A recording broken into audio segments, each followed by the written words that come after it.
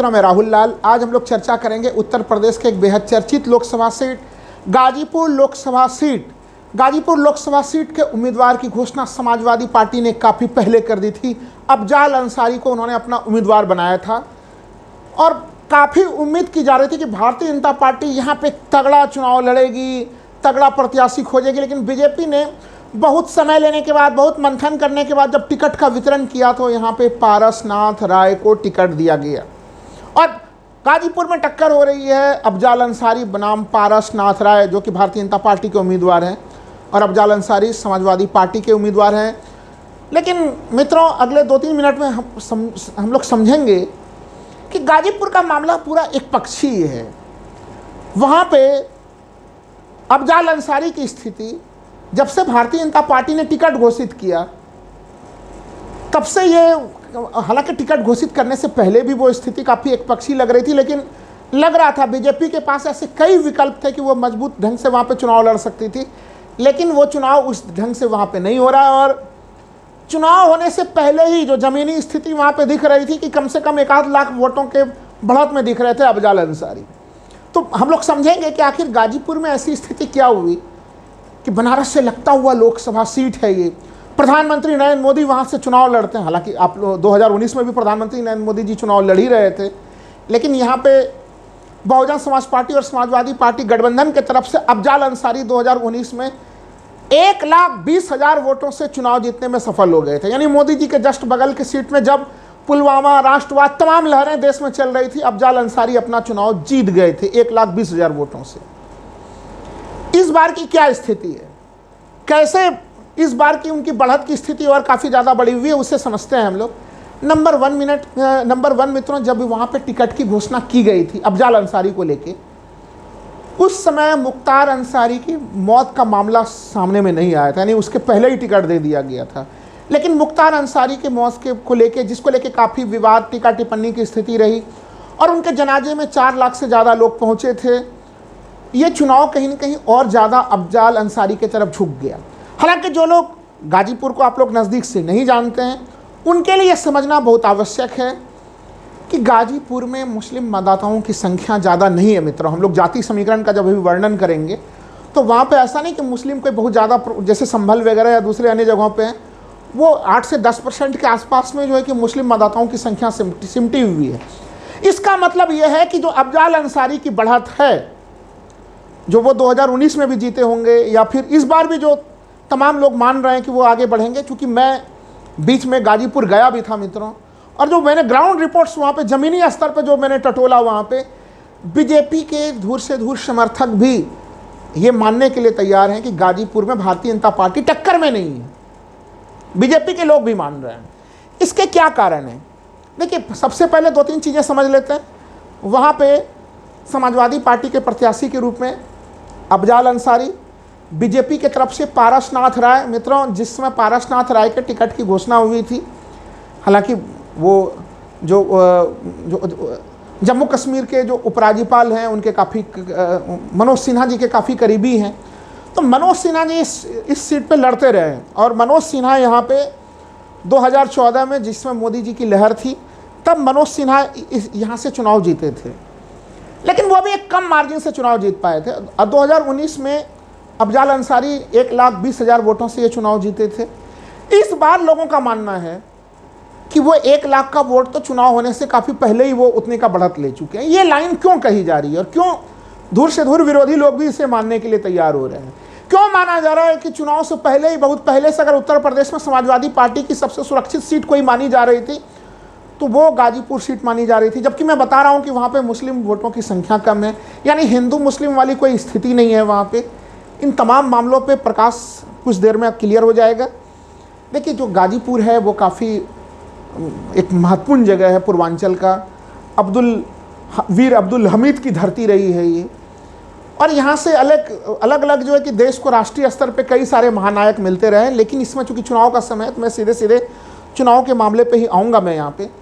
देखिए, मुख्तार अंसारी अब इस दुनिया में नहीं है, लेकिन इस चुनाव में मुख्तार अंसारी को लेके जो एक सिंपैथी है, और मैं क्लियर कर रहा हूँ कि गाजीपुर में मुख्तार अंसारी को लेके सिंपैथी केवल मुस्लिम लोगों में नहीं है, बल्कि गैर मुस्लिम बिरादरी में काफ़ी बड़ी संख्या में मुख्तार की एक तरह से उनके साथ सहानुभूति रखने वाले लोग थे। और यही कारण है कि 4 लाख लोग जो उनके जनाजे में पहुँचे थे उसमें भारी संख्या में गैर मुस्लिम लोग भी थे। तो वो चीज़ें प्रभावित करती हैं, नंबर 1। नंबर 2, 2022 के विधानसभा चुनाव के नतीजों को देख लीजिए मित्रों आप लोग। क्योंकि मैं बार बार कह रहा हूं कि पूर्वांचल के नतीजों का विश्लेषण अगर सही ढंग से किसी को करना है तो 2022 में दीवार पे जो छोटी छोटी दरारें आई थी वो दरारें अब गहरी हो गई हैं मित्रों। यहाँ पे इस लोकसभा सीट गाजीपुर लोकसभा सीट में 5 विधानसभा सीटें हैं और सभी 5 के 5 विधानसभा सीटों पर भारतीय जनता पार्टी को करारी हार का सामना विधानसभा चुनाव में भी करना पड़ा था। और वो तो यानी बीजेपी विधानसभा चुनाव में भी उन्हें हार का सामना करना पड़ा था। अब हम लोग आते हैं, जैसा मैंने पहले ही बोला कि हिंदू मुस्लिम का मामला यहाँ पे कोई गर्म मामला नहीं रहा है। पारसनाथ राय जो भारतीय जनता पार्टी के प्रत्याशी हैं, उनकी स्थिति कमज़ोर क्यों है? उनके स्थिति का कमज़ोर होना, देखिए यहाँ पे हम लोग जान रहे हैं कि कोई राम मंदिर लहर के में चुनाव नहीं लड़ा जा रहा उत्तर प्रदेश में, पूर्वांचल में तो बिल्कुल नहीं। मोदी लहर भी नहीं है, योगी लहर भी नहीं है। चुनाव कैसे लड़ा जा रहा है मित्रों? चुनाव लड़े जा रहे हैं, कुछ बड़े मुद्दे हैं जो अग्निवीर का मामला, महंगाई का मामला, बेरोजगारी का मामला, वो मामले तो हैं। उसके अतिरिक्त चुनाव लड़े जा रहे हैं जातीय समीकरणों के आधार पे। और उस जातीय समीकरण के आधार पे अब जाल अंसारी भारी भरकम दिख रहे हैं, जबकि मुस्लिम मतदाताओं की संख्या कम है। क्यों कम, ये कमज़ोर क्यों दिख रहे हैं भारतीय जनता पार्टी के प्रतिनिधि? देखिए, बीजेपी ने यहाँ पे टिकट किसे दिया है मित्रों? उन्होंने पारसनाथ राय को टिकट दिया है। पारसनाथ राय एक तरह से भूमिहार समुदाय से आते हैं और जो उनकी आबादी है, उस समूह के लोगों की आबादी है 2009 के परिसीमन के बाद उनकी संख्या काफ़ी कम रह गई है। यहाँ पे 30 से 35 हज़ार रह गई। यहाँ से जो अधिकांश जो भूमिहार बहुल क्षेत्र थे वो बलिया लोकसभा सीट की तरफ, परिसीमन में बलिया लोकसभा सीट की तरफ जा चुका है। तो अगर भारतीय जनता पार्टी यहाँ पे किसी गैर यादव, ओबीसी या अन्य पिछड़ा वर्ग गैर यादव वाले दूसरे समूह को कहीं पे टिकट देती तो एक कांटे के एक मुकाबले की स्थिति बन सकती थी। लेकिन भारतीय जनता पार्टी ने, शायद उन्हें रहा होगा कि वो मोदी लहर में ये चुनाव जीतेंगे। मैं बार बार, मैंने पहले भी कहा है कि टिकट वितरण को लेके उत्तर प्रदेश में बीजेपी में कई गंभीर समस्याएं दिखेंगी, जबकि अखिलेश यादव के टिकट वितरण में कई सारी विशेषताएं हम लोगों को नज़र आती हैं। तो ये बीजेपी और समाजवादी पार्टी और कांग्रेस गठबंधन के रणनीतियों का अंतर कर सकते हैं। आप लोगों में से बहुत मित्रों के मन में ये सवाल भी उठ रहा होगा कि इस बार पारसनाथ राय यहाँ से चुनाव लड़ रहे हैं और वो मनोज सिन्हा जी के काफ़ी करीबी हैं। और मनोज सिन्हा 2014 का जब चुनाव जीत चुके हैं तो फिर मनोज सिन्हा के एक करीबी 2024 का चुनाव क्यों नहीं जीत सकते? ये प्रश्न आप लोगों के मन में होगा। देखिए, मनोज सिन्हा जो चुनाव जीते थे 2014 में, वे कोई बहुत ज़्यादा वोटों से नहीं जीते थे, महज 27,000 वोटों से वो चुनाव जीत सके थे। और लोकसभा चुनाव के मामले में 27,000 वोट काफ़ी कम वोट होते हैं मित्र। और उसके कारण कई थे यहाँ पे। सबसे पहले तो यहाँ पे 3 यादव प्रत्याशी खड़े थे, जिसके कारण से यादव वोटों का बिखराव हो रहा था। अगर यहाँ के जाति समीकरण को देखें हम लोग तो यहाँ पे मित्रों 5 लाख के लगभग जो है कि यादव समूह के लोग हैं। यहाँ पे सबसे बड़ी संख्या यादवों की है। और 2014 में क्या हुआ था कि यादव जाति से ही यहाँ पे 3 लोग खड़े थे। एक तो जो बहुजन समाज पार्टी ने जो टिकट दिया था वो कैलाशनाथ यादव को दिया था, डीपी यादव भी खड़े थे। और 2014 तो छोड़ दीजिए, मैं कह रहा हूँ कि 2019 के लोकसभा चुनाव तक में भी अगर हम लोग देखें उत्तर प्रदेश के ट्रेंड को, तो विधानसभा चुनाव में यादव मतदाता कहीं न कहीं पूरी तरह से वो समाजवादी पार्टी के तरफ जाते थे और लोकसभा चुनाव में उनका 25 से 30% वोट वो बीजेपी के तरफ चला जाता था। लेकिन इस बार 2024 के लोकसभा चुनाव की स्थितियां अलग हैं। यादव वोटरों में कोई बिखराव नहीं। एक तो यादव उस तरह से प्रत्याशी भी नहीं है बड़े स्तर, जो बीएसपी ने प्रत्याशी दिया है यहाँ पे वो डॉक्टर उमेश कुमार सिंह है। अब प्रत्याशी जहाँ कहीं पे भी रहे भी हैं, 6 चरणों में देखा है, वहाँ पे यादव वोटों में कोई बंटवारा नहीं हुआ है। तो 2014 के तुलना में एक ये स्थिति में परिवर्तन है। 2014 में बाबू सिंह कुशवाहा की पत्नी भी चुनाव लड़ गई थी, यानी विपक्षी वोटरों में बंटवारा काफ़ी हुआ था। उल्टे इस बार कांग्रेस और समाजवादी पार्टी मजबूती के साथ चुनाव लड़ रही है।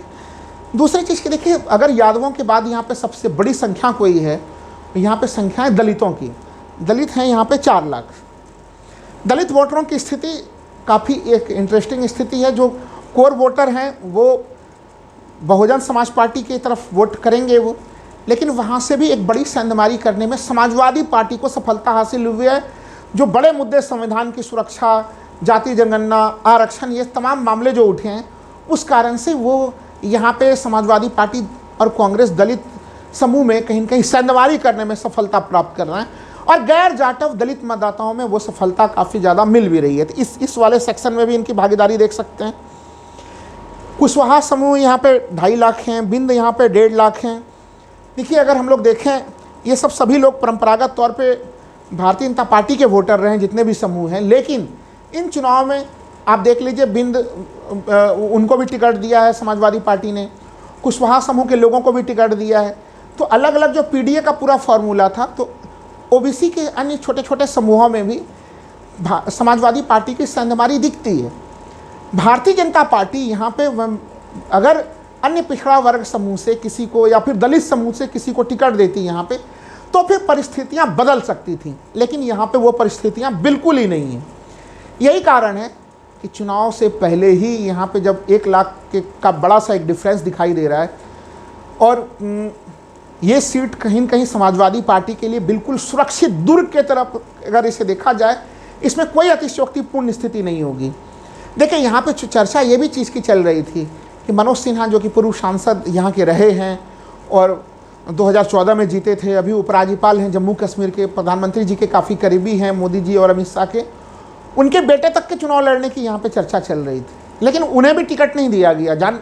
ये टिकट के निर्धारण में पारसनाथ राय को टिकट एक तरह से मनोज सिन्हा जी ने ही दिलवाया है, क्योंकि मनोज सिन्हा जी को भी पता था कि अगर बेटे को यहाँ से टिकट दिया जाएगा तो उन्हें हार का सामना करना पड़ जाएगा।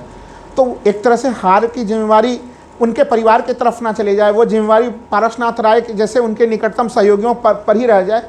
तो एक तरह से उन्होंने भी आक्रामक कदम नहीं उठाया है मनोज सिन्हा जी ने, वो रक्षात्मक कदम उठाते हुए दिख रहे हैं। यहाँ पे चर्चा का विषय वस्तु ये नहीं है कि गाजीपुर को कौन जीत रहा है मित्रों, यहाँ पे चर्चा का विषय वस्तु लगातार भारतीय जनता पार्टी के समर्थकों के बीच में भी ये बना हुआ है कि 1,20,000 वोटों से अगर अफजल अंसारी पिछले बार जीते थे, तो इस बार जीत का अंतर उससे घट रहा है या बढ़ रहा है। मार्जिन पे बहस हो रही है, जीत हार पे बहस नहीं हो रही है।